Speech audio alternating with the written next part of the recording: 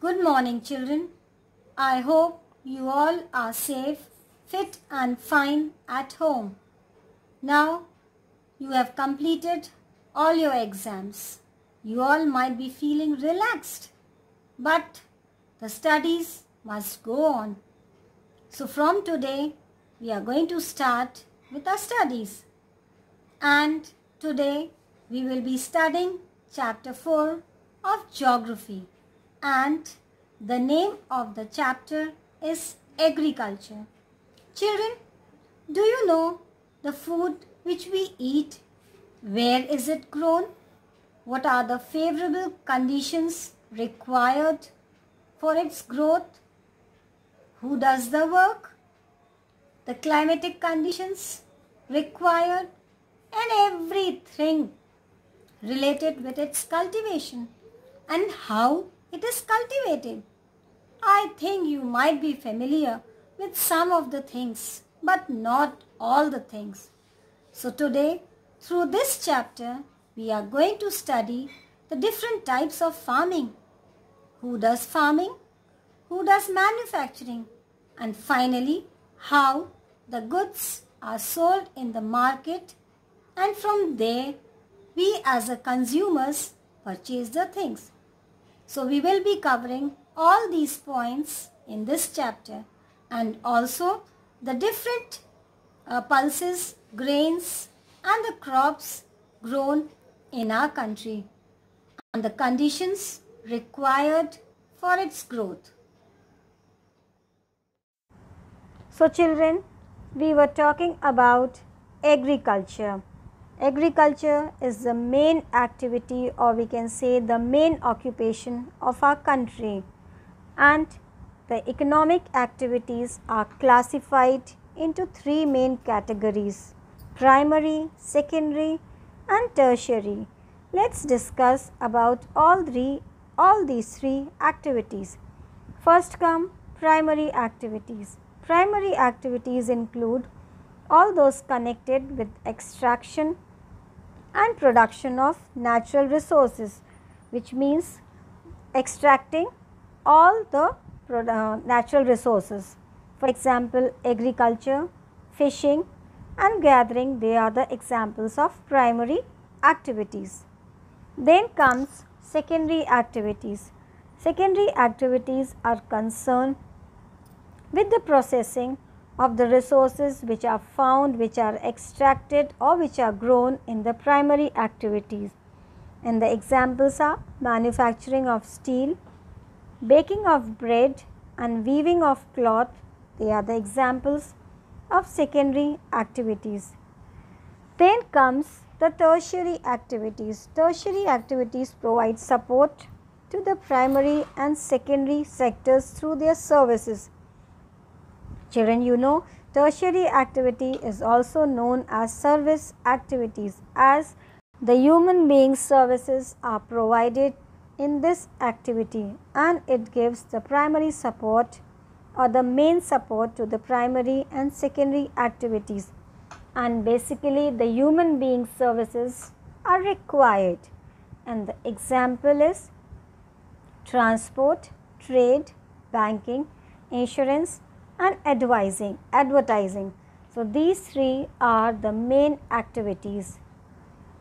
Now children, we were talking about again and again about agriculture. What is an agriculture? Agriculture is a primary activity.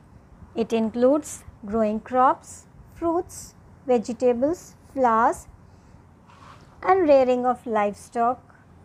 In the world, children, 50% of persons, they are engaged in agricultural activity, and you know 2/3 of India's population is still dependent on agriculture only. Now let's see from where this word is originated. The word agriculture is derived from Latin words ager or agri, meaning soil, and culture, meaning cultivation or tilling of soil. So children, as you see here, the distribution of arable land. Now what is this arable land? The land on which the crops are grown is known as arable land.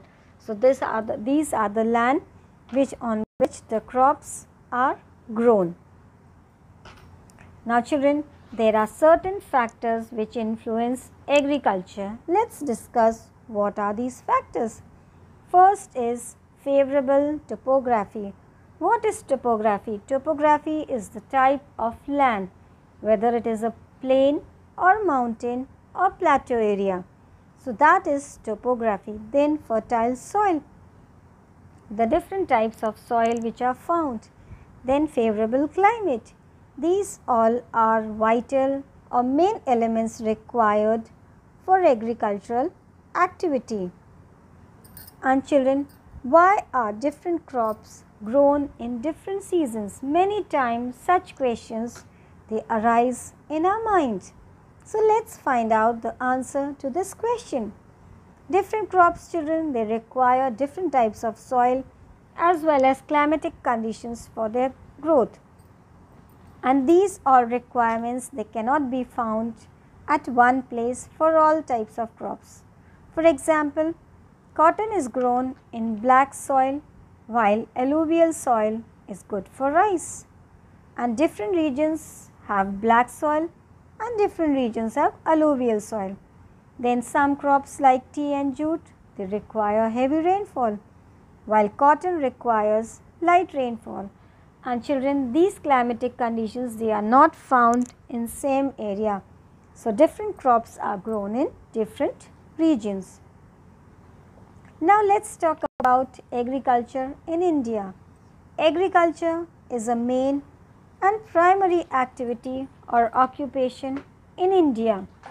And children, more than 75% of India's population is living in villages, and 2/3 of India's population is still dependent on agriculture only. It provides raw materials to many industries and it is the mainstay of Indian economy. Agriculture, children, along with forests and fisheries, it forms 45% of our country's national income.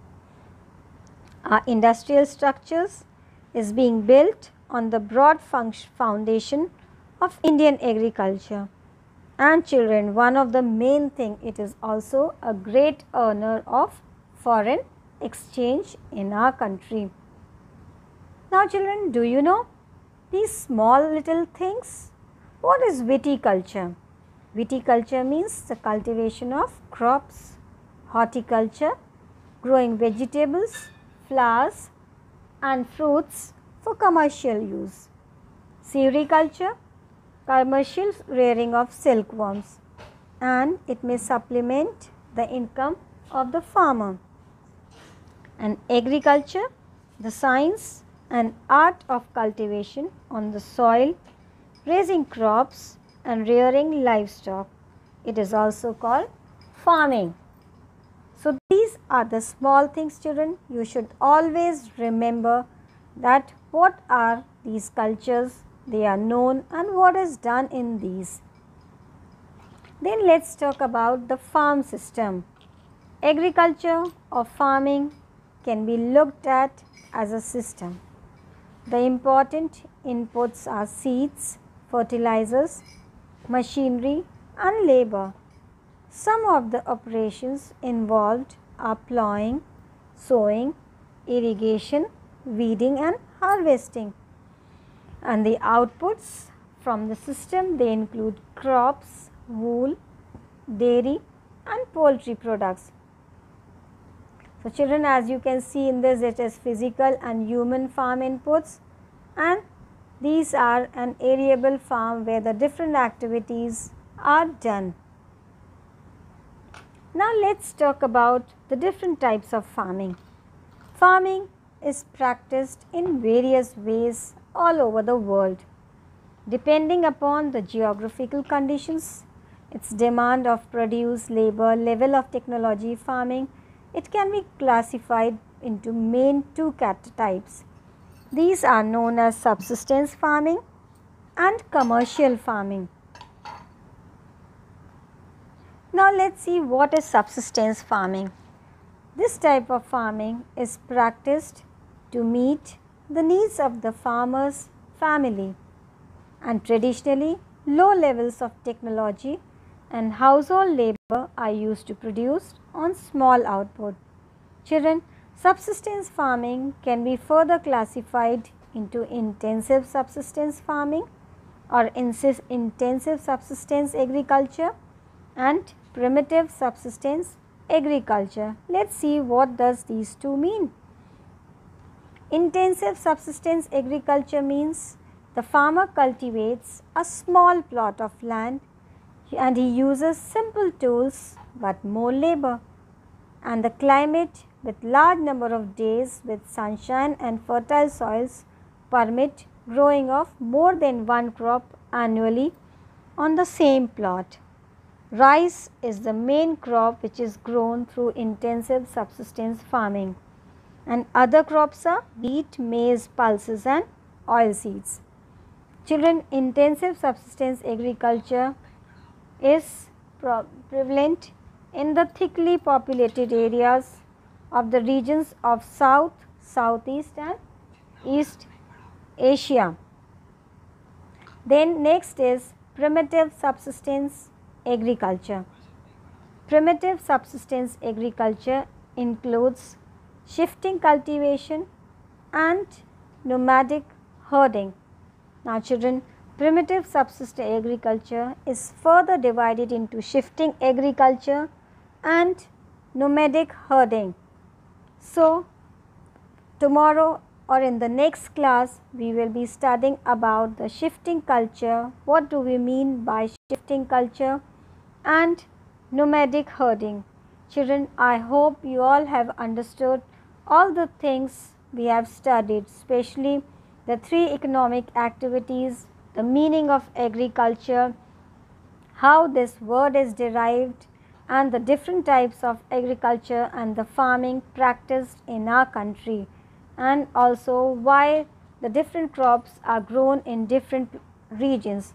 So children, go through the chapter, mark all the important points and read the chapter and try to learn all these things, as this chapter, these topics are very important. So that is all for today children. In the next class we will be continuing with the same chapter. Till then, thank you, goodbye, have a nice day.